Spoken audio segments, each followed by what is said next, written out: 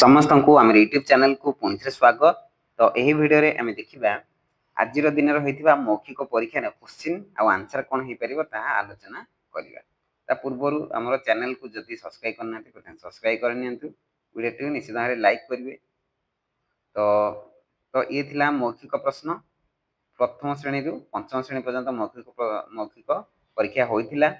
तो प्रथम श्रेणी प्रथम देखा प्रथम श्रेणी विषय है परिवेश अध्ययन। तो आज दुईटी विषय परीक्षा होता गोटे परिवेश अध्ययन आउ मातृभाषा ओडिया।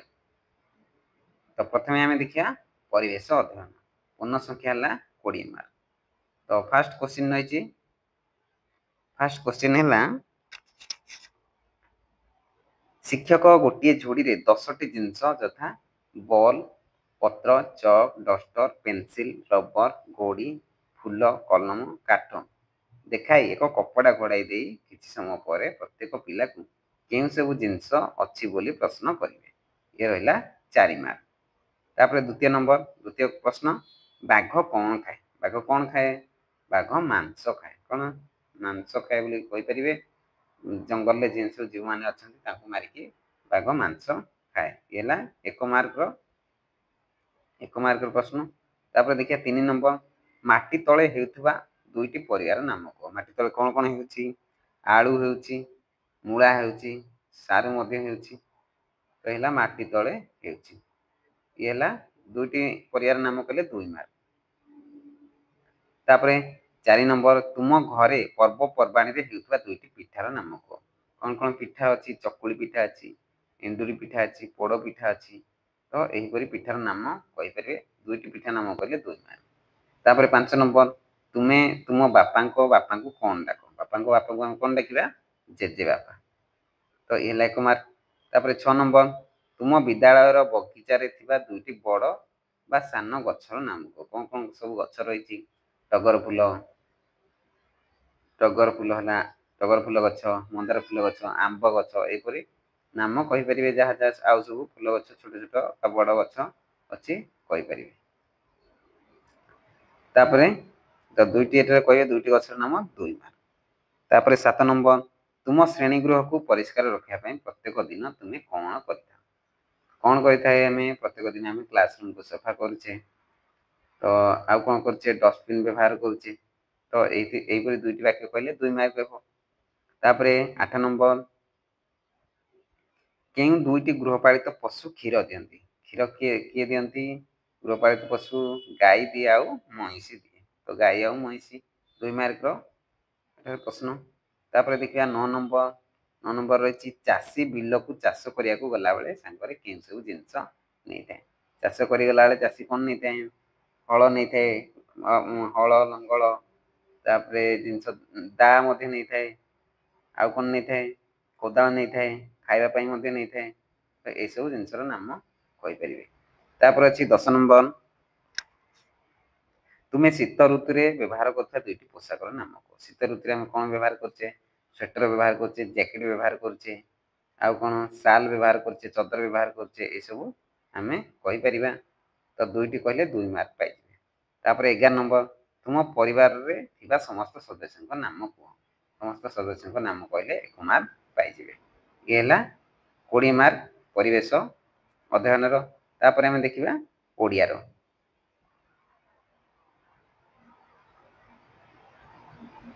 तो यहाँ रही द्वितीय समाप्ति सूचक मान निर्धारण प्रथम श्रेणी विषय है भाषा भाषा ओडिया।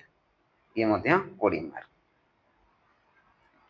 तो प्रथम क्वेश्चन रही घरे पालुवा दुईटी पक्षी नाम कह कौन कौन आम घरे पालुचे पक्षी नाम कहीपर शुआ कहीपर शुआ आउ शुआ सारी आउ कौन हो पारा किसी पारा रखती। तो यहपरि दुईटी पक्षीर नाम कहीपर। तापर रही 2 नंबर बण में रोकवा दुईटी पशु नाम कह कौन कौन पशु रही बाघ भालू हरिण ये सब बण में रुहति श्रृगाल बिलुआ ये सब बण में रुहति दुईटी पशु नाम कहे 2 मार्क पाई। तापर 3 नंबर तल लिखित शब्द गुड़ी पढ़। तो 4टी शब्द रही 4 मार्क पाई गोटे काठ माछी कोली बैठक। तापर 4 नंबर तल वाक्यटी पढ़ वाक्यटी पढ़ले 2 मार्क पाइबे। ଝରଣା କୂଳରେ ଛେଳିଟିଏ ଠିଆ ହୋଇଛି। ତ ଏତିକି ପଢ଼ିଦେଲେ 2 ମାର୍କ ପାଇଯିବେ। ତାପରେ 5 ନମ୍ବର, ଜଣେ ପରିବା ଦୋକାନୀ କେଉଁ ସବୁ ପରିବା ବିକ୍ରି କରେ? କେଉଁ ସବୁ ବିକ୍ରି କରେ? ଯାହା ବି ପନିପରିବା ଜାଣିଛନ୍ତି ଏଠାରେ କହିପାରିବେ। 2 ମାର୍କ ଏଠାରେ ରହିଛି। ଆଳୁ, ବାଇଗଣ, ଟମାଟୋ, ଭେଣ୍ଡି, ଜହ୍ନି, କୋବି, ତାପରେ ଲଙ୍କା, ଏସବୁ ପନିପରିବା ବିକ୍ରି କରିବେ। ତାପରେ 6 ନମ୍ବର, ତୁମେ କେଉଁ ଖେଳ ଖେଳିବାକୁ ଭଲ ପାଅ? ଏହି ଖେଳକୁ କିପରି ଖେଳ କୁହ? ତ ଇଏ ରହିଲା 4 ମାର୍କ। ତାପରେ 7 ନମ୍ବର ଦେଖିବା, କଥାକୁ ବୁଝ ଓ ତାର ନାମ କୁହ। ତ ସିଏ ଦେଖିବା 7 ନମ୍ବର ଆଉ 8 ନମ୍ବର 2 ମାର୍କ ଲେଖେ। 7 ନମ୍ବର ପ୍ରଶ୍ନ ଆଉ 8 ନମ୍ବର ପ୍ରଶ୍ନ 2 ମାର୍କ ରହିବ। ପାଣିରେ ରହେ ମୁଁ ପାଣିରେ ଖେଳେ, ପାଣି ବିନା ଯାଏ ଜୀବନ ହେଲେ, ମୁଁ କିଏ? ତ ପାଣିରେ କିଏ ରହେ? ମାଛ। କିଏ? ମାଛ ହେବ। ତାପରେ 8 ନମ୍ବର ହେଲା, ଘାସ ଖାଏ ମୁଁ ତୋରାଣି ପିଏ, ଗୁହାଳେ ରହେ ମୁଁ କ୍ଷୀରଟି ଦିଏ, ମୁଁ କିଏ? କିଏ ସେ? ଘାସ ଖାଉଥିବ, ତୋରାଣି ପିଉଥିବ, ଗୁହାଳେ ରହୁଥିବ ଆଉ କ୍ଷୀର ଦେଉଥିବ, ସେ କିଏ? ସେ ହେଲା ଗାଈ। ତ ଏଠାରେ ରହିଛି 20 ମାର୍କର ଆମେ ଦେଖିଲେ ପ୍ରଥମ ଶ୍ରେଣୀର ଭାଷା। ତାପରେ ଦେଖିବା ଦ୍ୱିତୀୟ ଶ୍ରେଣୀ।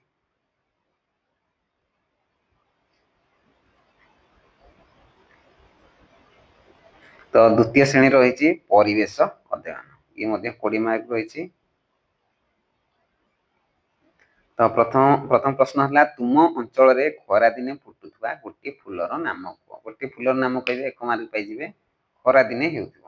ଖରାଦିନେ କେଉଁ ଫୁଲ ହେଉଛି? ଟଗର ଫୁଲ ହେଉଛି, ଖରାଦିନେ ହେଉଛି। ଆଉ ମନ୍ଦାର ମଧ୍ୟ ହେଉଛି। ଏ ଦୁଇଟି ନାମ କହିପାରିବେ। ତାପରେ ଅଛି 2 ନମ୍ବର, କଳା ରଙ୍ଗ ଥିବା 2ଟି ପକ୍ଷୀର ନାମ କୁହ? କଳା ରଙ୍ଗ ଥିବା 2ଟି ପକ୍ଷୀ। କଳା ରଙ୍ଗର କେଉଁ ଅଛି? କାଉ ଅଛି, କୋଇଲି ଅଛି, ଇଏ ହେଲା କଳା ରଙ୍ଗ। ତାପରେ ଅଛି 3 ନମ୍ବର, ସୂର୍ଯ୍ୟ କେଉଁ ଦିଗରେ ଉଦୟ ହୁଏ? ସୂର୍ଯ୍ୟ କେଉଁ ଦିଗରେ ଉଦୟ ହୁଏ? ସୂର୍ଯ୍ୟ ପୂର୍ବ ଦିଗରେ ଉଦୟ ହୁଏ, ପୂର୍ବ ଦିଗ। ତାପରେ 4 ନମ୍ବର, 2ଟି ପୋଷା ଜୀବର ନାମ କୁହ? ପୋଷା ଜୀବ ମାନେ ଆମେ ତାକୁ ପାଳୁଥିବା। ତ କୁକୁର ହେଲା, କୁକୁରକୁ ଆମେ ପାଳୁଛେ। ଆଉ କଣ? ବିଲେଇ ମଧ୍ୟ, କିଛି ବିଲେଇ ପାଳୁଛନ୍ତି। ତ 2ଟି ଜୀବନ ନାମ କହିବେ, ଏଠାରେ 1 ମାର୍କ ପାଇଯିବେ। ତାପରେ ଦେଖିବା 5 ନମ୍ବର, ସ୍ୱାଧୀନତା ଦିବସ କେବେ ପାଳନ କରାଯାଏ? ସ୍ୱାଧୀନତା ଦିବସ କେବେ ପାଳନ ହୁଏ? ଅଗଷ୍ଟ 15 ତାରିଖ। ଅଗଷ୍ଟ 15। ତାପରେ 6 ନମ୍ବର, ଗାଈ କେଉଁଠାରେ ରୁହେ? ଗାଈ କେଉଁଠାରେ ରୁହେ? ଗାଈକୁ ତ ଆମେ ଘରେ ରଖନ୍ତି, ଗୁହାଳରେ, ଗୃହପାଳିତ ପଶୁ। ତାପରେ ଦେଖିବା 6 ନମ୍ବର ଗାଈ କେଉଁଠାରେ ରୁହେ ଦେଖିଲେ। ତାପରେ 7 ନମ୍ବର ହେଲା, ଆମେ ଟଙ୍କା ପଇସା ଜମା କରିବା ଓ ପଠାଇବା ପାଇଁ କେଉଁଠିକୁ ଯିବା? କେଉଁଠିକି ଯିବା? ଆମେ ବ୍ୟାଙ୍କକୁ ଯିବା। ତାପରେ ଦେଖିବା 8 ନମ୍ବର, ଜାତୀୟ ପତାକାର ମଝିରେ ଥିବା ଅଶୋକ ଚକ୍ରର ରଙ୍ଗ କଣ? ତ ଜାତୀୟ ପତାକା ଦେଖିଥିବେ, ଏହିପରି ଜାତୀୟ ପତାକା ଅଛି, ଏଥିରେ ମଝିରେ ଅଛି ଅଶୋକ ଚକ୍ର। ଏ ରଙ୍ଗ କେଉଁ କଲର ରହିଛି? ଇଏ ହେଇଛି ନୀଳ କଲର। ନୀଳ କଲରରେ ଏଠାରେ ହେଇଛି।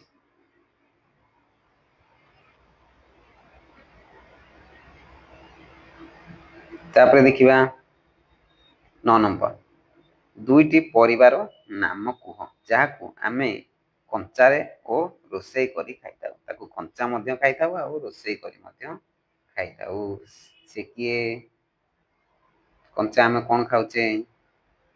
ଭେଣ୍ଡି ଖାଉଛେ ନା ନାଇଁ? ଭେଣ୍ଡି ବି କଞ୍ଚା ଖାଇ ଦଉଛେ। କୋବି ମଧ୍ୟ କଞ୍ଚା ଖାଉଛେ। ରୋଷେଇ କରି ମଧ୍ୟ ଆମେ ଖାଉଛେ। କିଛି କିଛି ମୂଳା ବି ଖାଆନ୍ତି। ତ ମୂଳା ମଧ୍ୟ ହେଇପାରିବ। ବରଗୁଡି ମଧ୍ୟ ହେଇପାରିବ। ବରଗୁଡିକୁ ଆମେ କଞ୍ଚା ଖାଉଛେ ଆଉ ଭାଜି ମଧ୍ୟ ରୋଷେଇ କରି ଖାଉଛେ। ତାପରେ 10 ନମ୍ବର ପ୍ରଶ୍ନ, ବଡ ପତ୍ର ଥିବା 2ଟି ଗଛର ନାମ କହ? ବଡ ବଡ ପତ୍ର ଥିବ। ତ କଣ ଅଛି? ବଡ ପତ୍ର କାହାର ଅଛି? କଦଳୀ ହେଲା ବଡ ପତ୍ର, କଦଳୀ ଗଛ। ତାପରେ ଅଛି ଆଉ କାହାର ବଡ ପତ୍ର ଅଛି? ଶାଗୁଆନ ଗଛ, ତାର ମଧ୍ୟ ବଡ ପତ୍ର ଅଛି। ତାପରେ ଦେଖିବା 11 ନମ୍ବର, ତୁମ ଘରେ କେଉଁ ସବୁ ପିଠା ତିଆରି କରାଯାଏ? କେଉଁ ସବୁ ପିଠା ତିଆରି କରାଯାଏ? ପୂର୍ବରୁ କହିଥିଲି, ପ୍ରଥମ ଶ୍ରେଣୀ କୋଶ୍ଚିନ୍ ଆସିଥିଲା। ପୋଡ ପିଠା, ଚକୁଳି ପିଠା, ଏଣ୍ଡୁରି ପିଠା, ଏସବୁ। तापर 12 नंबर पोखरी रे गाई महिष को गाधोइले कौन असुविधा हेबो यदि पोखरी रे हमें गाई महिष को गाधेइबा तले कौन असुविधा हेबो गाई महिष अपरिष्कार तो पानी कर अपरिष्कार करिवे सेथिरे लोक माने मध्ये गाधौछन्ती तांकरी कौन हेबो लोक मान मध्ये रोग जीवाणु आसी जीवो तापर 13 नंबर प्रश्न तुम घर को तुम बापा को भाई बुली आइछ तुमे तांको कौन बोली डाकिबो बापा को भाई बापा को भाई एले हम कौन डाकिबा दादा डाकिबा 14 नंबर अधिक वर्षा हेले कौन असुविधा हेबो अधिक वर्षा हेले कौन हेबो बन्या हेबो नदी रे बन्या हेबो चारिआडे पानीमय हे जिवो तो ये थिला 14 टी प्रश्न द्वितीय श्रेणी परिवेश अध्ययन तापर देखिबा मातृभाषा द्वितीय श्रेणी मातृभाषा तो मातृभाषा मध्य रहिछि 20 मार्क 1 नंबर प्रश्न रहिछि फक फक परी आउ तीनोटी शब्द कुह आउ तीनोटी फक फक परी आउ कोन हबो ढक ढक ढक ढक आ कोन हबो आ गोटे हबो खस खस खस खस मध्ये हे परिबो आ कोन हे परिबो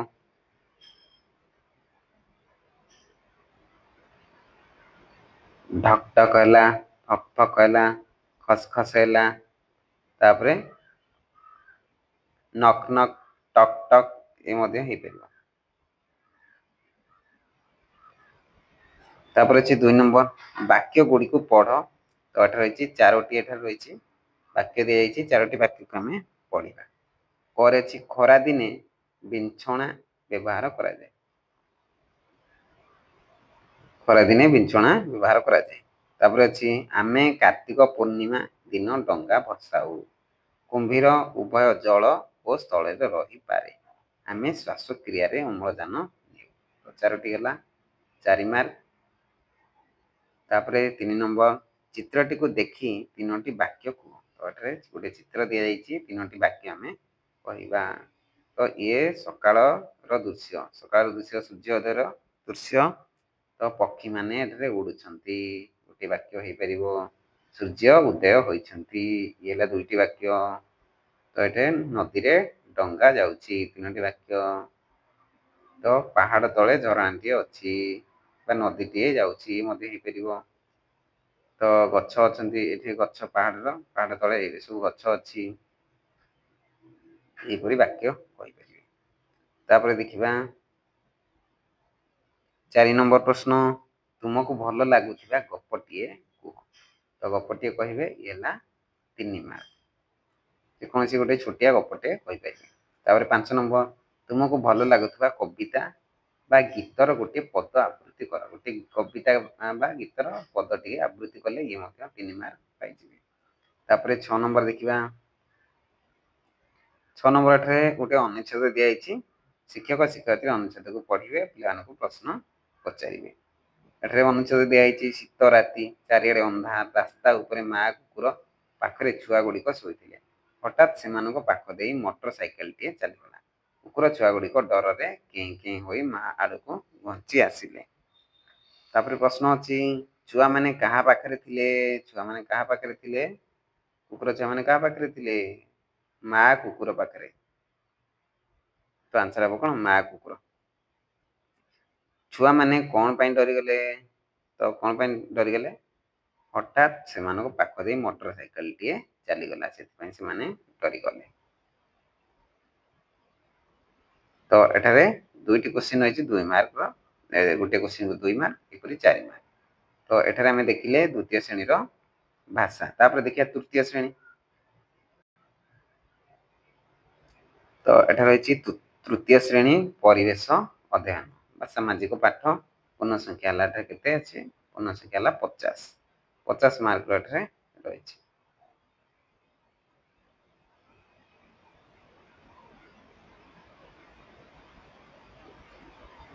सेटे पूर्ण संख्या एठरे 5 अछि एठरे 50 नहीं एठरे 5 अछि पूर्ण संख्या ला 5 तो एठरे 5टी क्वेश्चन रहिछि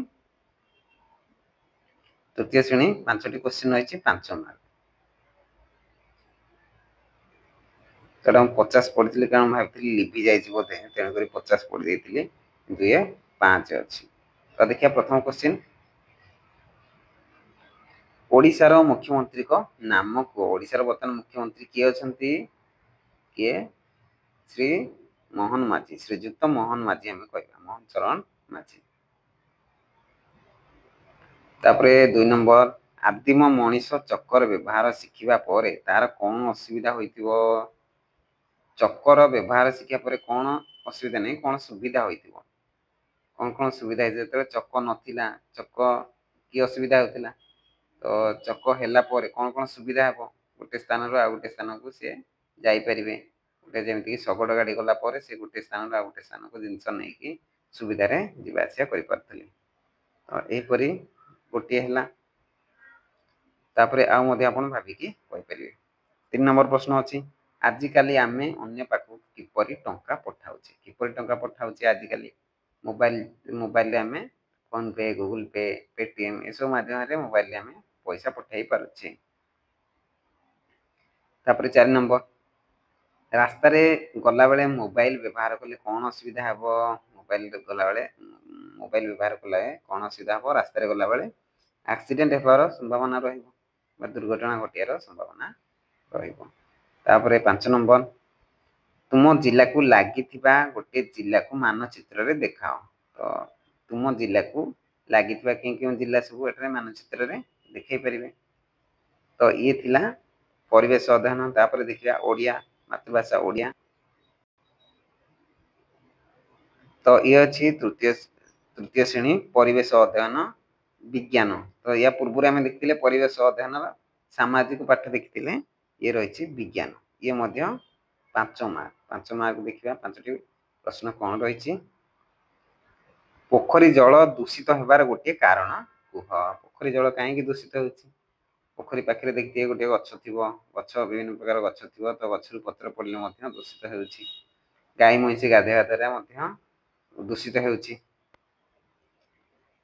ତାପରେ ଗୋଟିଏ ହଳଦିଆ ରଙ୍ଗର ଫୁଲର ନାମ କୁହ। ହଳଦିଆ ରଙ୍ଗ କଣ ଅଛି?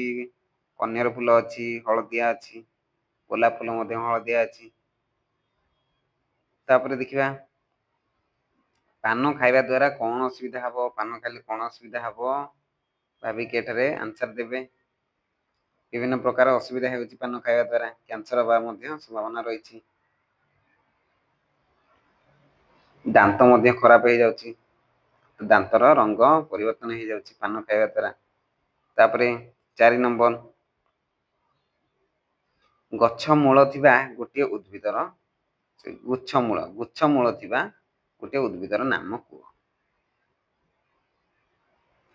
ତ ଗୁଚ୍ଛ ମୂଳ କାହାର ଥାଏ? ଯେମିତିକି ଗୁଚ୍ଛ ମୂଳ, ତ କାହାର ଅଛି ଗୁଚ୍ଛ ମୂଳ? ବର ଗଛର ଗୁଚ୍ଛ ମୂଳ ଅଛି, ଆଉ କାହାର ମୂଳଟା ଯେମିତିକି ଗୁଚ୍ଛ ପରିକା ଥିବ। ତାପରେ ଦେଖିବା 5 ନମ୍ବର, ପାକୁଳି କରି ଖାଉଥିବା ଗୋଟିଏ ପଶୁର ନାମ କୁହ। ପାକୁଳି କରି କିଏ ଖାଉଛି?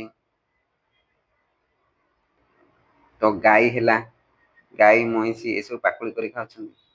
ତ ଇଏ ଥିଲା 5ଟି ପ୍ରଶ୍ନ। ତାପରେ ଦେଖିବା ତୃତୀୟ ଶ୍ରେଣୀର ବିଷୟ ହେଲା ଭାଷା ଓଡ଼ିଆ। ଇଏ ହେଲା 10 ମାର୍କ। ପ୍ରଥମ ପ୍ରଶ୍ନ ରହିଛି, ସକାଳ ହେଲେ କେଉଁ ପକ୍ଷୀ ରାବିଥାନ୍ତି? କେଉଁ ପକ୍ଷୀ ରାବିଥାନ୍ତି? କାଉ। ତୁମେ କେଉଁ ପରିବା ଖାଇବାକୁ ଭଲ ପାଅ? ଏଟା ଆପଣ ନିଜେ କହିବେ। ଆପଣମାନେ ପିଲାମାନେ ଯାହା ସବୁ ଜାଣିଥିବେ, ଯାହାକୁ ଯାହା ଭଲ ଲାଗିଲେ ସିଏ ନିଜେ କହିବେ। ତାପରେ 3 ନମ୍ବର, ତୁମେ ଜାଣିଥିବା ଯେକୌଣସି ଗୋଟିଏ କବିତାକୁ ଉପଯୁକ୍ତ ସ୍ୱରରେ ଅଭିନୟ ସହିତ ଆବୃତ୍ତି କର। ଇଏ ହେଲା 2 ମାର୍କ। ତାପରେ ତଳ ଲିଖିତ କବିତା ପଦକୁ ଶିକ୍ଷକ ଶିକ୍ଷାର୍ଥୀମାନଙ୍କୁ ପଢ଼ି ଶୁଣାଇବେ ଓ ପ୍ରଶ୍ନ ନମ୍ବର 4ରୁ 6ର ଉତ୍ତର ମୌଖିକ ଭାବେ ଦେବାକୁ କହିବେ। ତ ଏଠାରେ ପଢ଼ିବେ ପ୍ରଥମେ, ମୋ ମା ବାପା ମୋ ଦାଦା ଖୁଡ଼ି ଯେଉଁଠି ଛନ୍ତି ରହି ସେହି ମୋ ଘର ସରଗପୁର ଶାନ୍ତିରେ ଥାଏ ମୁଁ। ତ ଏଇଟା ଗୋଟେ କବିତା ଅଛି। ତ ପ୍ରଶ୍ନ ତାପରେ ଅଛି 4 ନମ୍ବର, ତୁମେ ଘରେ କେଉଁମାନଙ୍କ ସହିତ ରହୁଛ? ତ ଏଠାରେ କଣ ଲେଖାଯାଇଛି? ମା ବାପା ଦାଦା ଖୁଡ଼ି। ତ ଏତିକି ରହିଛନ୍ତି, ମା ବାପା ଦାଦା ଖୁଡ଼ି। ତାପରେ 5 ନମ୍ବର, ଘରକୁ କାହା ସହିତ ତୁଳନା କରାଯାଇଛି? ସରଗପୁର, ଘରକୁ ସରଗପୁର ସହିତ ତୁଳନା କରାଯାଇଛି। ତାପରେ ଘରକୁ କାହା ସହିତ ଗଲା, ତୁମର ଘର ନଥିଲେ କି ଅସୁବିଧା ହୋଇଥାନ୍ତା, ଘର ନଥିଲେ ବିଭିନ୍ନ ପ୍ରକାର ଅସୁବିଧା ହେଇଥାନ୍ତା। କୋଉଠି ରହିଥାନ୍ତେ ଘର ନଥିଲେ, ବର୍ଷା ହେଲେ ଖରା ହେଲେ ଏସବୁ ଅସୁବିଧା ହେଇଥାନ୍ତା। ତ ରହିଥାନ୍ତେ କୋଉଠି, ବିଭିନ୍ନ ପ୍ରକାର ଅସୁବିଧା ହେଇଥାନ୍ତା ସୁରକ୍ଷାର। ତାପରେ ଶିକ୍ଷକ ଅନୁଚ୍ଛେଦଟିକୁ ନିଜେ ଶୁଣିବି, ନିଜେ ପଢି ଶୁଣେଇବେ। ତ ଏଠାରେ ଗୋଟେ ଅନୁଚ୍ଛେଦ ଦିଆଯାଇଛି ଆଉ 7 ନମ୍ବର 8 ନମ୍ବର ପ୍ରଶ୍ନ ଏଠାରେ ଦିଆଯାଇଛି। ବୃକ୍ଷଲତା ମଣିଷର ଉପକାରୀ ବନ୍ଧୁ, ମଣିଷ ତାଠାରୁ ଫୁଲ ଫଳ ଚେରମୂଳି ଓ ଅମ୍ଳଜାନ ପାଇଥାଏ। ବୃକ୍ଷଲତା ପାଇଁ ବର୍ଷା ହୁଏ ଓ ମଣିଷ ଜାତି ଖୁସିରେ ବାସ କରିଥାଏ।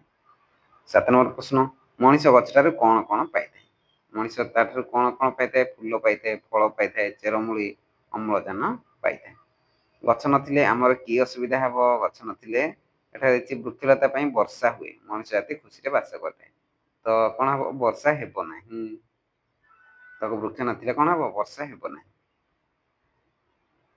ତ ଇଏ ଥିଲା ତୃତୀୟ ଶ୍ରେଣୀର ଭାଷା। ତାପରେ ଦେଖିବା ଚତୁର୍ଥ ଶ୍ରେଣୀ।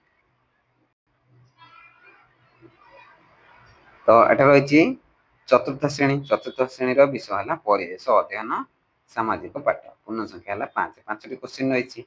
ପ୍ରଥମ କ୍ୱେଶ୍ଚିନ୍ ହେଲା, ଆମ ରାଜ୍ୟକୁ ଲାଗିଥିବା 2ଟି ରାଜ୍ୟର ନାମ ମାନଚିତ୍ରରେ ଦର୍ଶାଅ। ଶିକ୍ଷକ ଶିକ୍ଷୟିତ୍ରୀ ପାଠ୍ୟ ପୁସ୍ତକରୁ ମାନଚିତ୍ର ଦେଖେଇବେ। ଗୋଟେ ମାନଚିତ୍ର ଦେଖେଇବେ ଆଉ 2ଟି ରାଜ୍ୟର ନାମ ଦେଖେଇବେ। ଲାଗି କରି କଣ ଅଛି? ପଶ୍ଚିମବଙ୍ଗ ଅଛି, ଝାଡ଼ଖଣ୍ଡ ଅଛି, ଛତିଶଗଡ଼ ଅଛି, ଏସବୁ। ତାପରେ ଆନ୍ଧ୍ରପ୍ରଦେଶ ଅଛି।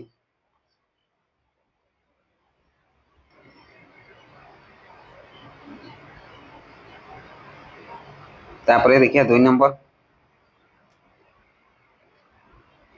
ସୁଜି ଉପମାର ମୂଳ ପଦାର୍ଥଟି କଣ?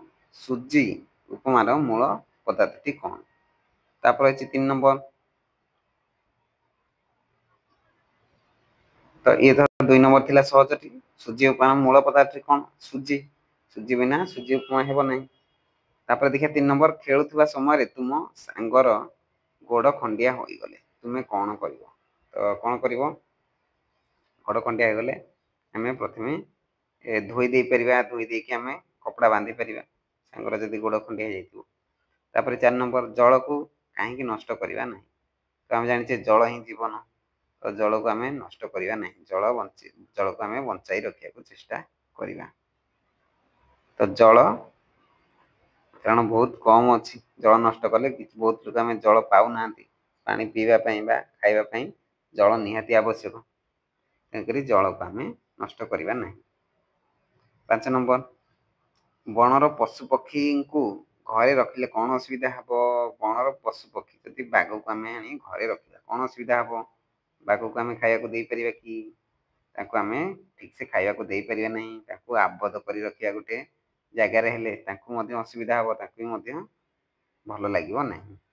ଯେମିତିକି ଶୁଆକୁ ଆମେ ରଖୁଛେ, ଶୁଆ ଉଡ଼ିବା ପାଇଁ ସେ ଉଡ଼ିଲେ ହିଁ ଖୁସି ହେବ। ତାକୁ ପଞ୍ଜୁରୀରେ ରଖିଲେ ସିଏ ଖୁସି ହେବ ନାହିଁ। ତ ତେଣୁକରି ପଶୁ ପକ୍ଷୀଙ୍କୁ ଆମେ ରଖିଲେ ଏଇସବୁ ଆହୁରି ମଧ୍ୟ ବହୁତ କିଛି ଅସୁବିଧା ହେଇପାରିବ।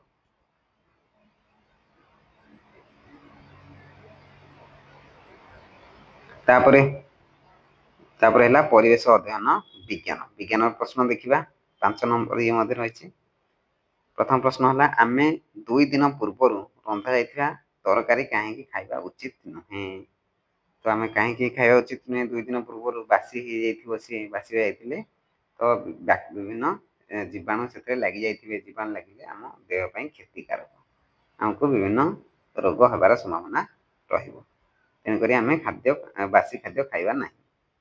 2 ନମ୍ବର, ସୌରଜଗତର ମଡେଲ ବା ଚିତ୍ର ଦେଖାଇ ଯେକୌଣସି ଗୋଟିଏ ଗ୍ରହକୁ ଚିହ୍ନଟ କର। ଗୋଟେ ଗ୍ରହକୁ ଚିହ୍ନଟ କରିବେ। 8ଟି ଗ୍ରହ ଅଛି, ତା ମଧ୍ୟରୁ ଗୋଟିଏ ଗ୍ରହ ଚିହ୍ନଟ କରିବେ।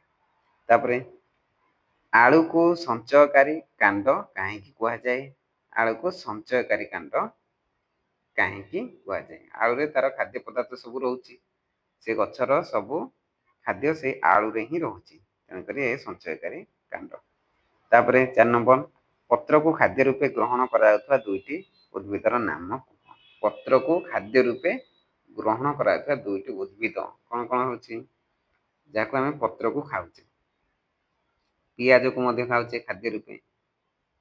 ତ ଆଉ କ'ଣ ଖାଉଛେ, ସଜନା ପତ୍ରକୁ ମଧ୍ୟ ଖାଉଛେ। ସେ ବିଭିନ୍ନ ପ୍ରକାର ଶାଗ ଅଛି, ଶାଗ ଗଛ ଅଛି, ତ ଆମେ ଖାଉଛେ। ତାପରେ 5, ଜଳୀୟ ବାଷ୍ପ ଥଣ୍ଡା ହେଲେ କ'ଣ ହେବ? ଜଳୀୟ ବାଷ୍ପ ଯଦି ଥଣ୍ଡା ହେଇଯିବ କ'ଣ ହେଇଯିବ? ଦେଖିବେ ଜଳୀୟ ବାଷ୍ପ ଯେତେବେଳେ ଆମେ ଭାତ ରନ୍ଧା ହେଉଛି, ଏମିତି ଭାତ ରାନ୍ଧୁଛେ ତ ବାମ୍ଫ ଲାଗିଥିବ, ସେ ଯେଉଁ ଏଠାରେ ଢାଙ୍କୁଣୀରେ ଲାଗିଥିବ, ଯେତେବେଳେ ଥଣ୍ଡା ହେଇଯିବ ଏଠାରେ ବିନ୍ଦୁ ବିନ୍ଦୁ ହେଇ ଲାଗିଥିବ, ତ ପାଣି ହେଇଯାଇଥିବ। ତ ଜଳୀୟ ବାଷ୍ପ ଥଣ୍ଡା ହେଲେ କ'ଣ ହେବ? ପାଣି ହେଇଯିବ। ତାପରେ ଦେଖିବା 4ର୍ଥ ଶ୍ରେଣୀ ଭାଷା। ଭାଷା ଓଡ଼ିଆର ଦେଖିବା ପ୍ରଶ୍ନ କ'ଣ ରହିଛି। ତ ଏଠାରେ ଗୋଟେ ଅନୁଚ୍ଛେଦ ଦିଆଯାଇଛି, ଆମ ଦେଶରେ ଚାଷ ହେଉଥିବା ଯେକୌଣସି 2ଟି ଫସଲର ନାମ କୁହ। ତ ଏଠାରେ ଦେଖିବା ପଢ଼ିବା। ପ୍ରଥମେ ପ୍ରଶ୍ନ ପଢ଼ିଦେଲି, ତାପରେ ଉତ୍ତର ଖୋଜିବା। ଏଠାରେ ରହିଛି ଭାରତ ଗୋଟିଏ ଗ୍ରାମବହୁଳ ଦେଶ। ଗ୍ରାମର ଅଧିକାଂଶ ଲୋକ କୃଷି ଉପରେ ନିର୍ଭର କରି ଚଳନ୍ତି। ସେମାନେ ଧାନ, ଗହମ, ମାଣ୍ଡିଆ, ବିରି, ମୁଗ ଇତ୍ୟାଦି ଫସଲ ଚାଷ କରନ୍ତି। ତ 2ଟି କହିଛି, ୟା ଭିତରୁ 2ଟି କହିପାରିବେ। 2ଟି କହିଲେ 2 ମାର୍କ ପାଇଯିବେ। ତାପରେ 2 ନମ୍ବର, ମାଣ୍ଡିଆରୁ ପ୍ରସ୍ତୁତ ହେଉଥିବା 2ଟି ଖାଦ୍ୟର ନାମ କୁହ। ମାଣ୍ଡିଆରୁ କ'ଣ କ'ଣ ହେଉଛି? ଆଜିକାଲି ମାଣ୍ଡିଆର ଆଦର ବଢ଼ିବାକୁ ଲାଗିଛି। ତ ମାଣ୍ଡିଆରୁ କାକରା, ପୋଡ଼ପିଠା ଆଦି ଅନେକ ପ୍ରକାର ଖାଦ୍ୟ ତିଆରି ହେଉଛି। ତ ଆମେ ଜାଣିଲେ କାକରା ଆଉ ପୋଡ଼ପିଠା। ମାଣ୍ଡିଆ ଦେହ ପାଇଁ ହିତକର କାହିଁକି? 3 ନମ୍ବର ପ୍ରଶ୍ନ ହେଲା, ମାଣ୍ଡିଆ ଦେହ ପାଇଁ ହିତକର କାହିଁକି? ଏଥିରେ ବିଭିନ୍ନ ପ୍ରକାର ଖାଦ୍ୟ ସାର ଓ ଖଣିଜ ଲବଣ ଥିବାରୁ ଏହା ଦେହ ପାଇଁ ହିତକର ଅଟେ। ତାପରେ ଦେଖିବା, ମାଣ୍ଡିଆରୁ ତିଆରି ହେଉଥିବା କେଉଁ 2ଟି ଖାଦ୍ୟ ତୁମକୁ ସବୁଠାରୁ ଭଲ ଲାଗେ? 2ଟା ଖାଦ୍ୟ ଅଛି, କାକରା ଆଉ, ଏଠାରେ ଆମେ ଦେଖିଲେ କାକରା ଆଉ କ'ଣ ରହିଛି? ପୋଡ଼ପିଠା। ତ କେଉଁଟା ଭଲ ଲାଗୁଛି କହିବ। ତାପରେ ଯେପରି ମାଣ୍ଡିଆରୁ କାକରା ତିଆରି ହୁଏ, ସେହିପରି ଆଉ କେଉଁ 2ଟି ଜିନିଷ ମଧ୍ୟ କାକରା ତିଆରି କରାଯାଏ? ଆଉ କେଉଁ 2ଟି ଜିନିଷରୁ କାକରା ତିଆରି କରାଯାଏ? ତ ସେଟା କହିବେ। ସୁଜିରେ ମଧ୍ୟ କରାଯାଉଛି, ସୁଜି ଏସବୁ। ତାପରେ ଅଛି 6 ନମ୍ବର ଦେଖିବା, ଶିକ୍ଷକ ଶିକ୍ଷୟିତ୍ରୀ ପିଲାମାନଙ୍କୁ ଯେକୌଣସି ଗୋଟିଏ କବିତାର 2 ପଦ ଅଙ୍ଗଭଙ୍ଗୀ ସହିତ ଆବୃତ୍ତି କରିବାକୁ ସୂଚନା ଦେବେ। ତ ଯେକୌଣସି ଗୋଟିଏ କବିତା ଆବୃତ୍ତି କରିବାକୁ ଏଠାରେ କହିବେ, ଇଏ ମଧ୍ୟ ରହିବ 2 ମାର୍କ।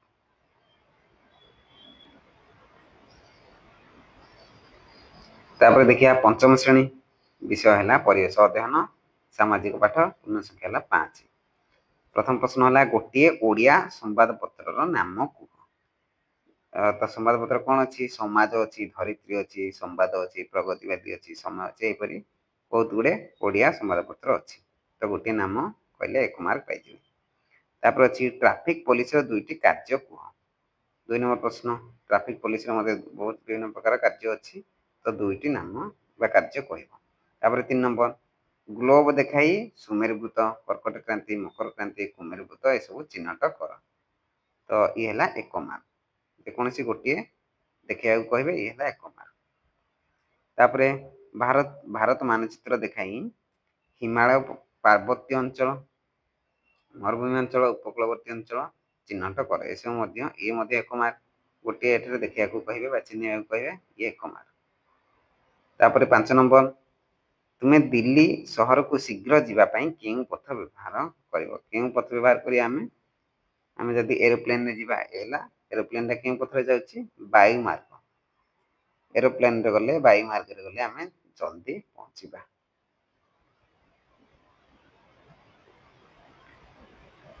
ତାପରେ ହେଲା ପରିବେଶ ଅଧ୍ୟୟନ ବିଜ୍ଞାନ। ବିଜ୍ଞାନ ମଧ୍ୟ 5ଟି ପ୍ରଶ୍ନ ରହିଛି। ପ୍ରଥମ ପ୍ରଶ୍ନ ହେଲା, କେଉଁ ମଶା କାମୁଡ଼ିଲେ ଡେଙ୍ଗୁ ଜ୍ୱର ହୋଇଥାଏ? ତ ଡେଙ୍ଗୁ ଜ୍ୱର କେଉଁ ମଶା କାମୁଡ଼ିଲେ ହୋଇଥାଏ?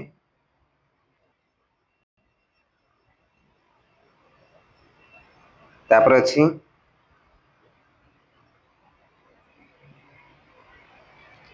ତ ଇଏ ହେଲା କେଉଁ ମଶା କାମୁଡ଼ିଲେ ଡେଙ୍ଗୁ ଜ୍ୱର ହୋଇଥାଏ? ତ ଏଡିସ୍ ମଶା କାମୁଡ଼ିଲେ ଡେଙ୍ଗୁ ଜ୍ୱର ହୋଇଥାଏ। ତ ଏଇଟା ଆପଣ ଦେଖିବେ, ଆଉଥରେ ଆନ୍ସର କ'ଣ ହେଇପାରିବ? ଏଡିସ୍ ମଶା। ତାପରେ ଅଛି 2 ନମ୍ବର ପ୍ରଶ୍ନ ହେଲା, ଉପରୋକ୍ତ ଚିତ୍ର ଦେଖି ବାୟୁର ବିଭିନ୍ନ ଉପାଦାନର ପରିମାଣ ଏଠାରେ ଦିଆଯାଇଛି ଯବକ୍ଷାରଜାନ, ଅମ୍ଳଜାନ, ଧୂଳିକଣା ପ୍ଲସ୍ ଅଙ୍ଗାରକାମ୍ଳ ଆଦିକୁ ଚିହ୍ନଟ କର। ତ ଏଠାରେ ଯବକ୍ଷାରଜାନ କେତେ, ଅମ୍ଳଜାନ କେତେ ପରସେଣ୍ଟ, କେତେ ଶତକଡ଼ା, ଧୂଳିକଣା ଆଉ ଅଙ୍ଗାରକାମ୍ଳ କେତେ ଶତକଡ଼ା ଏଥିରେ ଦିଆଯାଇଛି। ତ 78% କ'ଣ ହେବ, ଯବକ୍ଷାରଜାନ। ଇଏ ହେଲା ଯବକ୍ଷାରଜାନ, 21% ହେଲା ଅମ୍ଳଜାନ, ଧୂଳିକଣା ଆଉ ଅଙ୍ଗାରକାମ୍ଳ ହେଲା 1%। ତାପରେ ଅଛି 3 ନମ୍ବର ପ୍ରଶ୍ନ, ଜଙ୍ଗଲ କ୍ଷୟ ହେବା ଦ୍ୱାରା କ'ଣ ସବୁ କ୍ଷତି ହୋଇଥାଏ। ଜଙ୍ଗଲ କ୍ଷୟ ହେଲେ କ'ଣ ବିଭିନ୍ନ ପ୍ରକାର କ୍ଷତି ହୋଇଥାଏ। ତ ବର୍ଷା ମଧ୍ୟ ଠିକ୍ ସେ ହେବନି, ଆଉ ନଦୀ କୂଳ ତାର ପାଣି ଧରି ରଖିପାରିବନି, ତ ପାଣି ମାଡ଼ି ଆସିବ, ଇଏ ମଧ୍ୟ ହେଇପାରିବ। ମୃତ୍ତିକା କ୍ଷୟ ହେବ। ତାପରେ ଦେଖିବା 4 ନମ୍ବର, ଜଳୁଥିବା ମହମବତୀ ଉପରେ ଗ୍ଲାସଟିଏ ଘୋଡ଼ାଇ ଦେଲେ ତାହା ଲିଭିଯାଏ କାହିଁକି। 5 ନମ୍ବର ହେଇଛି, ତୁମେ ବର୍ଷା ଜଳକୁ ସଞ୍ଚୟ କରି କେଉଁ ସବୁ କାର୍ଯ୍ୟରେ ଲଗାଇ ପାରିବ। ବିଭିନ୍ନ କାର୍ଯ୍ୟରେ ଆମେ ଲଗାଇ ପାରିବା ବର୍ଷା ଜଳକୁ ସଞ୍ଚୟ କରିକି। ଚାଷ କାମ ହେଲା କିମ୍ବା ବ୍ୟବହାର ମଧ୍ୟ କରିପାରିବା ଅଲଗା କୌଣସି କାମରେ। ତାପରେ ଆମେ ଦେଖିବା ବିଷୟ ହେଲା ଓଡ଼ିଆ। ଓଡ଼ିଆରେ କ'ଣ ରହିଛି ପ୍ରଶ୍ନ ଅଛି ଦେଖିବା। ପୂର୍ଣ୍ଣ ସଂଖ୍ୟା ହେଲା 10, 10 ମାର୍କ ରହିଛି। ତଳେ ଗୋଟେ ଅନୁଚ୍ଛେଦ ଦିଆଯାଇଛି, ଅନୁଚ୍ଛେଦକୁ ପଢ଼ିବା ଆଉ ଆନ୍ସର ଦେଖିବା କ'ଣ ହେଉଛି। ପ୍ରଥମେ କ୍ୱେଶ୍ଚିନ୍ ପଢ଼ିବା, ତାମ୍ପରା ଆର୍ଦ୍ରଭୂମି କେଉଁଠାରେ ଅବସ୍ଥିତ। ତ ଏଠାରେ ରହିଛି ଗଞ୍ଜାମର ଛତ୍ରପୁର ଠାରେ ତାମ୍ପରା ଆର୍ଦ୍ରଭୂମି ରହିଛି। ତାପରେ 2 ନମ୍ବର,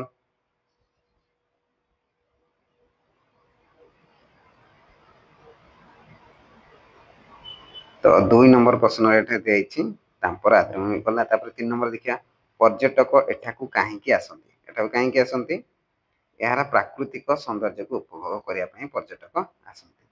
4 ନମ୍ବର ଦେଖିବା, ଯିଏ ଥରେ ତାମ୍ପରା ଆସେ ପୁଣି ଥରେ କାହିଁକି ଆସିବାକୁ ଇଚ୍ଛା କରେ।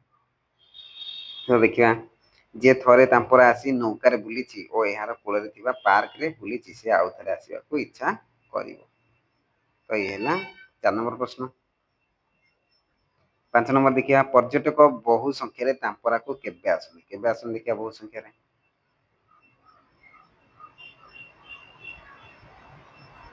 ପର୍ଯ୍ୟଟକ ବର୍ଷର ସବୁ ସମୟରେ, ବିଶେଷ କରି ଶୀତ ଋତୁରେ ଅଧିକ ଆସନ୍ତି। ଶୀତ ଋତୁରେ ଏର ଆନ୍ସର ହେବ। ତାପରେ ଲାଷ୍ଟ କ୍ୱେଶ୍ଚିନ୍ ରହିବ, ତୁମେ ଯଦି କେବେ ତାମ୍ପରା ଯିବାକୁ ସୁଯୋଗ ପାଅ, ତୁମେ ସେଠାରେ କ'ଣ ସବୁ କରିବ। କ'ଣ ସବୁ କରିବ, ଏ 2 ମାର୍କର ଏଠାରେ ରହିଛି କ୍ୱେଶ୍ଚିନ୍। ତ କ'ଣ ସବୁ କରିବା ଏଟା ମନରେ ଭାବିକି ଆନ୍ସର ଦେବେ। ତ ଆଶା କରୁଛି ଭିଡ଼ିଓଟି ଆପଣମାନଙ୍କୁ ନିଶ୍ଚୟ ଭାବରେ ଭଲ ଲାଗିଥିବ। ତ ଭଲ ଲାଗିଥିଲେ ଭିଡ଼ିଓଟିକୁ ଲାଇକ୍ କରିବେ। ତ ଭିଡ଼ିଓଟିକୁ ସମ୍ପୂର୍ଣ୍ଣ ଦେଖିଥିବାରୁ ବହୁତ ବହୁତ ଧନ୍ୟବାଦ।